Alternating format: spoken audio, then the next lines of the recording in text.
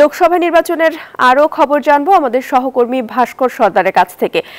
ভাস্কর, vote গ্রহণের সবশেষ কি তথ্য রয়েছে আপনার কাছে?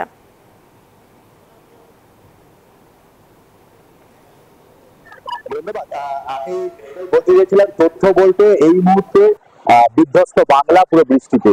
কিছুক্ষণ আগে আমাদের আবহাওয়া দপ্তর বলেছিল যে কালবৈশাখী ঝড় আসবে এবং সেই ঝড় আসাতে এখন পুরোপুরি স্থিমিত পশ্চিমবঙ্গের ভোট। এই মুহূর্তে আমি হাওড়া আসনে আছি। আমার ক্যামেরা পার্সন শাকিলকে বলবো যে এরকম ভাবে কিন্তু হাওড়ার যে আসনগুলো সেগুলো কিন্তু এবার সাজানো হয়েছিল, যেহেতু এবারে নির্বাচন কমিশনের রং পিঙ্ক অর্থাৎ গোলাপি এবং নারী শক্তিকে এখানে প্রাধান্য দেওয়া হয়েছে, সেই জন্যই এরকম ভাবে কিন্তু সাজানো হয়েছে প্রতিটা বুথ। এবং সে কারণে কিন্তু এভাবেই চলছে বুথ, কিন্তু মানুষ এখন কিছুক্ষণ স্থিমিত।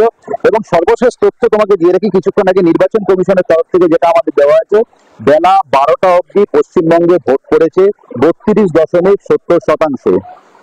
ফলে এখনো পর্যন্ত এই অবস্থা গোটা পশ্চিমবঙ্গের ভোটের পরিস্থিতি। সর্বশেষ তথ্য এটাই থাকছে আমার কাছে। ভাস্কর, ধন্যবাদ আপনাকে।